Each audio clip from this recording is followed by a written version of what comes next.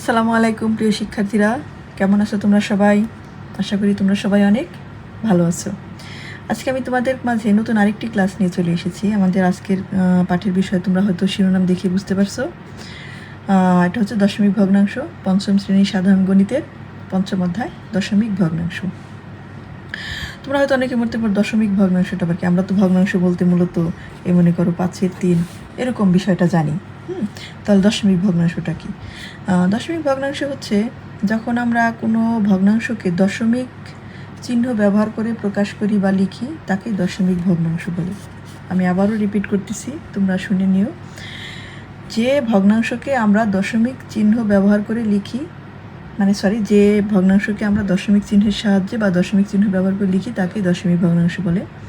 এটা অন্যভাবে বলা যায় যে সাধারণ ভগ্নাংশকে যখন বিশেষ চিহ্ন দশমিক চিহ্ন ব্যবহার করে প্রকাশ করা হয় বা লেখা হয়, তখনই তাকে দশমিক ভগ্নাংশ বলে। যেমন এটাকে যদি আমরা দশমিক ভগ্নাংশে লিখতে যাই, এটাকে এই নিচেরটা হর দিয়ে লবকে ভাগ করতে হবে। ভাগ করলে কি দেখো 3। এখন 3কে কি 5 দিয়ে ভাগ করা যায় না, কারণ এটা ছোট। তাহলে আমরা কি করি, এটাকে বড় বানানোর জন্য একটা শূন্য ধার নেই। এই শূন্যটা ধার কিভাবে নেই? এখানে একটা দশমিক চিহ্ন ব্যবহার করার মাধ্যমে আমরা একটা শূন্য ধার নিই। তখন দেখো এখন ভাগ করা যাবে, যেখানে এখানে যেহেতু 30 5-এর চাইতে বড়, এখন আমরা এটাকে ভাগ করতে পারি 5 6 30 6। তাহলে দেখো আমরা এই জিনিসটাকে দশমিক 6 লিখলাম, মানে কি 5/3 পরিবর্তে আমি যদি দশমিক 6 লিখি সেটাও হবে। এটা হচ্ছে সাধারণ ভগ্নাংশ আর এটা হচ্ছে দশমিক ভগ্নাংশ। বুঝতে পারছো? হ্যাঁ, তাহলে দশমিক ভগ্নাংশ কি? সাধারণ ভগ্নাংশকে যখন দশমিক চিহ্ন ব্যবহার করে প্রকাশ করা হয়, তখন তাকে দশমিক ভগ্নাংশ বলে। আচ্ছা, দেখো এখানে প্রথমে একটা কাজ দিছে। কি দিছে? একটি পড়ার টেবিলের দৈর্ঘ্য মানে কি? লম্বা। দৈর্ঘ্য মানে হচ্ছে লম্বা সাইডটাকে দৈর্ঘ্য বলে। 1 মিটার 30 সেন্টিমিটার। টেবিলটির দৈর্ঘ্য কত মিটার? এখন দেখো একটা মিটার আছে, একটা সেন্টিমিটার আছে, এই দুইটাকে মিলেই একসাথে মিটারে বানাইতে হবে, মিটারে প্রকাশ করতে হবে। এখন আমরা জানি সেন্টিমিটারের চাইতে কি মিটার বড়। তো এই সেন্টিমিটার আছে কত? 30। এই 30টাকে আমাদের মিটারে বানাইতে হবে। 1 তো মিটারেই আছে, তাই না? 1 যেহেতু মিটারে আছে, তাহলে আমাকে 30কে শুধু সেন্টিমিটার বানাইতে হবে। আমরা জানি যে 1 মিটার সমান 100 সেন্টিমিটার, আমরা এটা জানি। হ্যাঁ, তাহলে যেহেতু 30 সেন্টিমিটারকে মিটারে বানাইতে হবে, তাহলে আমরা এখানে লিখতে পারি যে 100 সেন্টিমিটার সমান 1 মিটার। এটা লিখলাম। লেখার পর আমরা কি করব? তাহলে 30 সেন্টিমিটার সমান হবে, আমরা জানি সাধারণত পরে যেটা লিখি সেটা আমাদের ঐকিক নিয়ম অনুসারে উপরে হয়ে যায়। উপরে আমরা 30 লিখে নিচে 100 লিখব। দেখো এখন এই উপরের একটা শূন্য নিচের একটা শূন্য আমরা কেটে দিলাম, তাহলে কত থাকে? 3/10। এখন এটা দেখো সাধারণ ভগ্নাংশ হয়েছে, এটা কি দশমিক ভগ্নাংশ হয়েছে? হয়নি। তাহলে কি করতে হবে? আমাকে এই 3 দিয়ে ভাগ করার জন্য আমার 3কে ভাগ করতে হবে। যেহেতু 3কে 10 দ্বারা ভাগ করার জন্য একটা দশমিক নেই, এখানে একটা শূন্য দিয়ে দেবো। এখন যাবে দেখো 3 10 30 ভাগ হয়ে গেল। তাহলে এটা কি 0.3 হয়েছে না? 0.3 কি? 0.3 কিন্তু মিটার। আর আমার কি আছে? তাহলে এখানে আমার আরও আলাদা কি আছে? 1 মিটার আছে। তাহলে 1 মিটার যোগ 0.3 মিটার, এই দুটাকে যোগ করলে কি হবে আমার? দেখো আমরা যদি দশমিকের যোগ বিয়োগ যদিও আমরা এই ক্লাসে শিখব। দেখো 1 হচ্ছে সাধারণ ভগ্নাংশ। সাধারণ ভগ্নাংশের সাথে যখন দশমিক একসাথে করা হয়, মনে করো এরকম দশমিক দিয়ে দিলাম আমরা, তাহলে দশমিকের নিচে দশমিক, এখানে আছে 3, মনে করো এখানে শূন্য না দিলাম আমরা, 1 ঘর যেহেতু 1 ঘরে, তাহলে 3 আর 0 যোগ করলে 3, দশমিকের জায়গায় দশমিক, 1 অক্ষে 1, তাহলে এটার উত্তর হবে 1.3 মিটার। হ্যাঁ, 1.3 মিটার। দেখো 1 সেন্টিমিটার সমান হলো 100 সেন্টিমিটারের 1 মিটার। 100 দিয়ে ভাগ করলে, 1 ভাগ করলে যেটা হবে সেই মিটার হবে। তাহলে এটার কত হবে? 0.01 মিটার হবে এটা যদি আমরা ভাগ করি। তাহলে 30 সেন্টিমিটার, হ্যাঁ 30 সেন্টিমিটার সমান 30/100। এই যে এটা কেটে দিলাম আমরা, 10/3 থাকে, তখন 3কে 10 দ্বারা ভাগ করলে আমার 0.3 হবে। হ্যাঁ, তখন আমরা কি করব? 1 আর 3 যোগ করে আমরা এটা বানিয়ে দিই। এখন দেখো চতুর্থ শ্রেণীতে আমরা জেনেছি এই যে 1/10 হচ্ছে 10/1 সমান হচ্ছে 0.1 বা 1 দশমাংশ। হ্যাঁ, 1 দশমাংশ। এখন দেখো তোমাদের দশমিক ভগ্নাংশ কি সেটা আমি বলেছি, কিন্তু আরেকটা কথা বলি, দশমিক ভগ্নাংশে দুইটা অংশ থাকে। হ্যাঁ, তাহলে কি বলবো আমি এখন, আমি একটু নিচে লিখিয়ে দিই যে দশমিক ভগ্নাংশের দুইটি অংশ থাকে, হ্যাঁ। প্রথম এই যেমন আমি যদি এখানে লিখি 1.55, এরকম আমি লিখতেই পারি। এটা হচ্ছে দশমিকের বাম পাশের অংশ, এটা হচ্ছে দশমিকের ডান পাশের অংশ। এই ডান পাশের অংশকে বলে হচ্ছে দশমিকের অংশ, ঠিক আছে, দশমিকের অংশ। আর এই পাশে বলে পূর্ণ সংখ্যার অংশ। দুইটা অংশ থাকে। এটার আলাদা স্থানীয় মান, এই পাশেরটার আলাদা স্থানীয় মান, বুঝতে পারছো? এই পাশেরটার স্থানীয় মান হচ্ছে নর্মাল আমরা যেভাবে বলি একক, দশক, শতক, ঠিক ওইভাবে। আর এটার স্থানীয় মান আলাদা, এটা আমরা পরের পেজে দেখতেছি, ঠিক আছে। তারপরে দেখো এখানে দুটো বক্স দিছে, দেখো বক্সে কয়টা ঘর আছে, একটা বক্সেরই ভাগ করা আছে। 1 2 3 4 5 6 7 8 9 10টা ঘর আছে। আর এখানে একটা ঘর রং করা আছে। হ্যাঁ, তাহলে 10-এর 1, একটা ঘর রং করা আছে, 10-এর 1। এটাকে আমরা জানি কিভাবে প্রকাশ করা যায়। 10কে 1কে যখন আমরা 10 দিয়ে ভাগ করি তখন আমরা লিখতে পারি 0.1, কারণ দশমিকের আগে একটা শূন্য দিতে হয়। 0.1। তাহলে এই জন্যই এই ঘরটার নাম হচ্ছে, এই ঘরটার মান হচ্ছে 0.1। তাহলে বুঝতে পারছো? আবার পাশের আরেকটা ঘর আছে, দেখো এখানে 1 2 3 4 5 6 7 8 9 10টা ঘর আছে। আমার প্রত্যেকটারে 10টা করে ভাগ করা আছে, দেখো 1 2 3 4 5 6 7 8 9 10। তাহলে এইদিকে 10, এদিকে 10, দুই দিকে 10 গুণ করলে কত হয়? 100 হয়। 100টা ঘর আছে এখানে। 100টার কি আছে? শুধুমাত্র একটা ঘর রং করা আছে। তাহলে আমি এটাকে লিখতেই পারি যে এটা হচ্ছে 100-র একটা ঘর রং করা। তাহলে এটাকে যখন আমি দশমিকে প্রকাশ করব তখন এটা কি হবে? দেখো, আমরা যদি 100 দিয়ে 1কে ভাগ করতে যাই তাহলে কিন্তু আমাদের হয় না। কি করতে হয় আমাদের? একটা দশমিকের জন্য আমি একটা শূন্য নিতে পারবো। এটা অবশ্যই মনে রাখতে হবে যে যখন আমি দশমিক দেবো তার জন্য আমি একটা শূন্য নিতে পারবো। কিন্তু দেখো, একটা শূন্য দিলে কত হয়? 10, কিন্তু আমার এখানে আছে 100, ভাগ হয় না। তখন আমি কি করব? এখানে একটা শূন্য দিয়ে এখানে একটা শূন্য দেবো। এখন আমার 100 হয়েছে। দেখো, এখন যদি 100 দিয়ে 100কে ভাগ করি কত হয়? 1 হয়। এই জন্যই হচ্ছে এই সংখ্যাটার মান, এই ঘরটার মান হচ্ছে 0.01। বুঝতে পারছো? কারণ এখানে আমার কি হয়েছে? 0.01 হয়েছে। 100 দিয়ে যখন আমি 1কে ভাগ করছি, এই জন্য এই ঘরটার মান 0.01। ঠিক এইভাবেই 30 সেন্টিমিটার সমান হচ্ছে 100/30। তার মানে কি? এই 100টা ঘরের মধ্যে 30টা ঘর রং করা আছে। এটার মানে হয় এটা, এই জন্য 30/100। তাহলে আমরা কিন্তু এখানেও বের করেছি যে 30কে 100 দিয়ে ভাগ করলে 0.3 হয়, 0.3 হয়। এই যে টেবিলটি ধরবো, 1 মিটার যোগ 0.3 মিটার সমান 1.3 মিটার, যেটা আমি আগে করেছি। এখন দেখো এখানে আরেকটা ঘর দিছে, বলছে রং করা অংশ সাধারণ ও দশমিক ভগ্নাংশে লিখি। মানে যে অংশটা রং করা আছে এটাকে সাধারণ ভগ্নাংশে এবং দশমিক ভগ্নাংশে লিখতে হবে। তো দেখো এখানে এদিকেও 10টা ঘর আছে, এদিকেও 10টা ঘর আছে। তো আমার কয়টা ঘর রং করা আছে? ক চিত্রে হচ্ছে রং করা অংশ হচ্ছে 1 2 3 4টে, মানে 40। আর এখানে 2টা কম আছে, তার মানে 50 থেকে 2টা কম, তার মানে 48টা ঘর রং করা আছে। এখানে রং করা হচ্ছে 48টা ঘর। এখন এটাকে সাধারণ ভগ্নাংশে প্রকাশ করব, কারণ ঘর আছে হচ্ছে আমার মোট 100টা। আর রং করা আছে কত? 48টা। 48 উপরে 100 নিচে। আমি একটু বাঁকা করে লিখছি, ঘরটা ছোট বোঝার জন্য, একটু বড় করে লেখার জন্য বাঁকা করে লিখছি। আচ্ছা, ভগ্নাংশটা এভাবেও লেখা যায়। এখন এটাকে যদি আমি দশমিক ভগ্নাংশে প্রকাশ করি, দেখো দশমিক ভগ্নাংশে প্রকাশ করার জন্য সহজ একটা নিয়ম হচ্ছে, 1-এর জন্য আমরা একটা দশমিক দিব, এরপরে 2টা ঘর আছে, উপরে 2টা সংখ্যা আছে, আমরা শুধুমাত্র 2টা সংখ্যা লিখে দিব। আর যেহেতু দশমিকের আগে একটা শূন্য দিতে হয়, আমরা একটা শূন্য দিয়ে দিব। দেখো, আমি যদি এটাকে তোমাদের ভাগ করেও দেখাই এভাবে, যে 48কে ভাগ করব কত দিয়ে? 100 দিয়ে। যায় না, তার জন্য দশমিক, একটা শূন্য, তারপরে কয়বার যায়? 4 বার, তাহলে 400। তাহলে কত থাকে? 0 8 80 থাকে। দেখছো? 80 থাকলে আমরা যেহেতু একটা দশমিক নিয়েছি, একটা দশমিকের জন্য একটা শূন্য আমরা বারবার নিতে পারবো, একবার ভাগ করার পর আরেকবারের জন্য একটা শূন্য নিতে পারবো। এখন দেখো 800, 100 ভিতরে 8 বার যায়, কত হচ্ছে 0.48 হয়েছে না, এই জন্য 0.48। তবে হ্যাঁ, আরেকটা বিষয় আছে, দশমিকের পরে যে 48 লেখা একসাথে, তোমরা 48 কিন্তু বলবা না, তোমরা বলবো 0.48, কারণ এখানে এটার মান 48 আর নাই, এখন এটার মান হবে 0.48, আমরা এভাবে বলবো।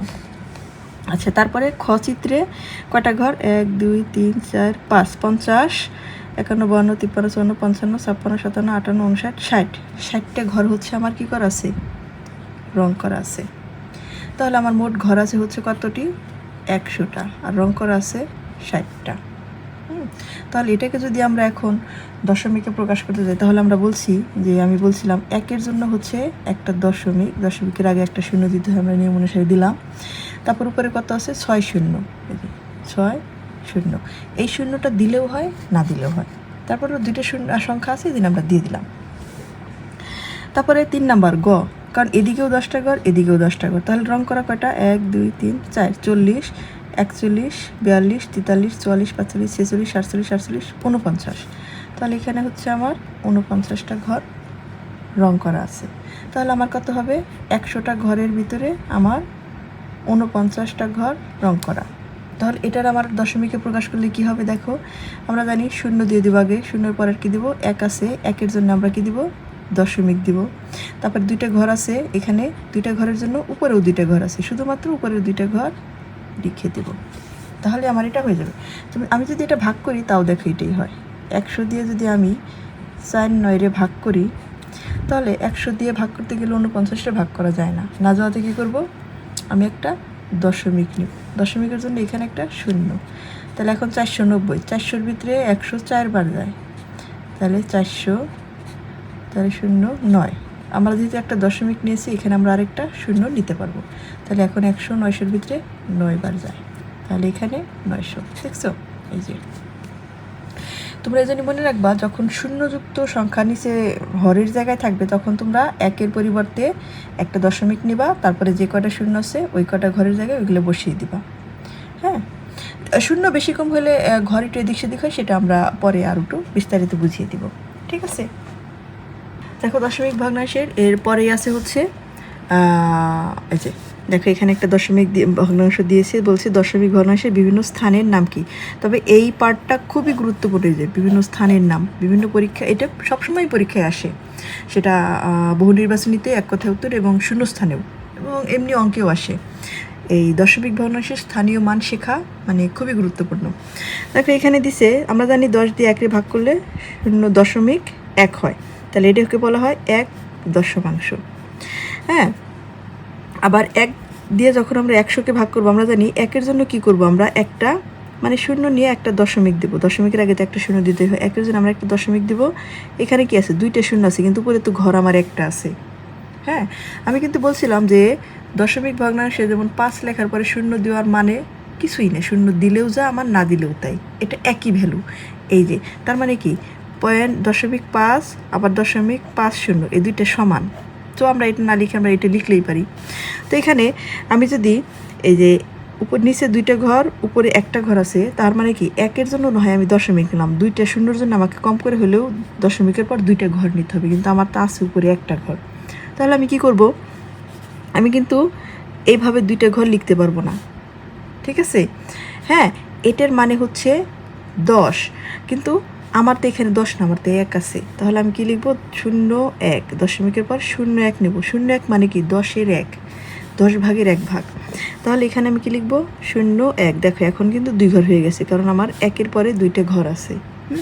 তাহলে এটা যদি 1 দশমাংশ হয়, এটা হবে, মনে রাখবা দশমিকের পরের ঘরটার নামে হচ্ছে দশমাংশ, তারপরে হচ্ছে শতাংশ। তাহলে এখানে আমার লিখতে হবে কি, 1 শতাংশ।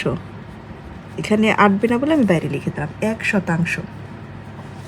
তারপর দেখো এখানে 1 আছে, 1টা আমার 1000 দিয়ে ভাগ করতে হবে, এগুলো তোমাদের মনে রাখতে হবে। 1কে 1000 দিয়ে ভাগ করলে কত হবে, 0. যেহেতু আমার 3 ঘর, এখানে একটা ঘর আছে 1, তার আগে 2টা আমাকে 0 দিয়ে 1 লিখতে হবে, ঠিক আছে। এটার নাম হচ্ছে 1 সহস্রাংশ। ঠিক আছে, এই যে দেখো এখানে নিচে স্থানের নাম এবং পড়ার নিয়ম দিছে। এখানে আমার দেখো প্রথমে কি আছে, একক। আমরা জানি যে এটা কিন্তু দশমিক, এখানে কিন্তু কি লিখতে হবে, দশমিকের একটা দশমিক আছে। দশমিকের আগের সংখ্যা নর্মালি আমি আগেই বলেছিলাম একক, দশক, শতক, হাজার, অযুত, লক্ষ, নিযুত, কোটি, এরকমই মানে গুনতে গুনতে ডান সাইড থেকে বাম সাইডের দিকে যেতে হয়।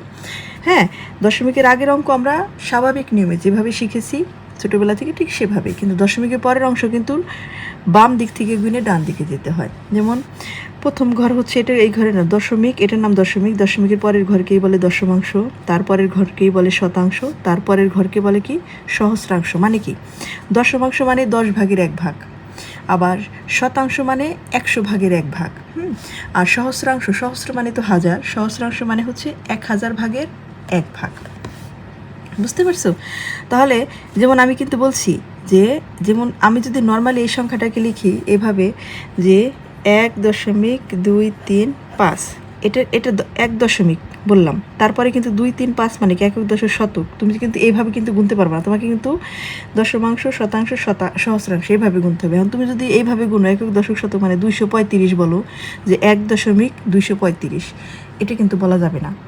কীভাবে বলতে হবে দেখো, এখানে বলতে হবে 1.235, 1.235 এভাবে বলতে হবে, 1.235। আর এখান থেকে প্রশ্ন হয় হচ্ছে, মনে করি এরকম একটা দশমিক সংখ্যা দিয়ে দিবে, বলবে এখানে 5-এর স্থানীয় মান কত। 5-এর স্থানীয় মান কত, তাহলে দশমিকের পর দশমাংশ, শতাংশ, সহস্রাংশ, তার মানে কি 5 সহস্রাংশ এটার স্থানীয় মান। এখন দেখো এখানে আরেকটা অঙ্ক দিয়েছে, সহজ অঙ্কটা বলছে মিতুর বাবা বাজার থেকে 250 গ্রাম আদা, 100 গ্রাম জিরা, 500 গ্রাম পেঁয়াজ এবং 375 গ্রাম রসুন কিনে আনলেন। তিনি বাজার থেকে কত কেজি জিনিস কিনে আনলেন? যেহেতু সবগুলোই গ্রাম, আমরা প্রথম কি সবগুলোকে একসাথে যোগ করে একত্রে গ্রাম বের করব। বের করার পরে এই হয়েছে কত, 1225 গ্রাম হয়েছে। আমরা জানি কি জানি যে 1000 গ্রাম সমান 1 কেজি, আমরা এটা জানি 1000 গ্রাম সমান 1 কেজি। যে 1 গ্রাম সমান তাহলে কত হবে, যদি 1000 গ্রামে 1 কেজি হয় তাহলে 1 গ্রাম সমান 1000 ভাগের 1 ভাগ হবে, 1000 ভাগের 1 ভাগ কেজি হবে, মানে 1 সহস্রাংশ কেজি হবে। ঠিক আছে, তাহলে এত সমান হচ্ছে যে আমি আগেই বলেছি 0 দশমিক, যেহেতু 3টে ঘর আছে আমাকে 3টে ঘর রাখতে হবে, জানি 1-এর আগে 2টা শূন্য দিয়ে আমি 3টা ঘর বানিয়ে দেবো, বা 1 সহস্রাংশ হয়ে গেছে। দেখো তাহলে এখানে আমার তো জানি যে 1200-তে কি 1225 মানে 1225 গ্রামের থেকে 1000 যদি বাদ দেয় তাহলে কত থাকে, 225 গ্রাম থাকে। তাহলে 1000 গ্রাম যোগ 225 গ্রাম, তাহলে 1000-এর 1000 দিয়ে ভাগ করলে 1 কেজি হয়ে যায়। আমরা জানি 1000 গ্রাম সমান হচ্ছে 1 কেজি, তাহলে 1 কেজি যোগ এই গ্রামকে কি আমরা 1000 দিয়ে ভাগ করলে কেজি হয়ে যাবে। এটাকে কীভাবে বের করবো, যে 1-এর জন্য একটা দশমিক, 1, 2, 3টে শূন্য আছে, উপরে 3টা ঘরই আছে, 1, 2, 3, এই জন্যই 3টে ঘরই আছে, 3টাই, এই জন্য অন্য কিছু বাড়তি লাগবে না। তাহলে এই দুটো যোগ করলে কত হবে, 1.245 এত কেজি। তোমরা আবার সরাসরিও এটা অন্যভাবে লিখতে পারো, যে এটা লিখতে পারো যে 1000 গ্রাম সমান 1 কেজি। তাহলে 1225 গ্রাম সমান, মনে করো 1000 ভাগ হচ্ছে 1225 কেজি। ঠিক আছে, তাহলে মনে করো হ্যাঁ এখানে 1, 2, 3টে শূন্য আছে, 1, 2, 3টে, 3 ঘর পরে আগে দশমিক দিয়ে দিলেই আমার হয়ে যাবে। 1, 2, 3, 3টে শূন্য আছে, শূন্যর জন্য ডান দিক থেকে 1, 2, 3 ঘর গুণে দশমিক দিলে আমার কেজি বের হয়ে যাবে। তাহলে 1.225 কেজি জিনিস ক্রয় করলেন, অথবা এখানে সরাসরি ভাগ করে দশমিকে প্রকাশ করে দিলে হয়ে যাবে। বুঝতে পারছো? তো আজকের ক্লাসটা এ পর্যন্তই, পরবর্তীতে দেখা হবে নতুন আরেকটি ক্লাসে। আর আমার এই ক্লাসগুলো ভালো লাগলে আর এরকম সুন্দর সুন্দর ক্লাস পেতে হলে আমার চ্যানেলটিকে সাবস্ক্রাইব করে পাশে থাকা বেল আইকনে ক্লিক করে দিও।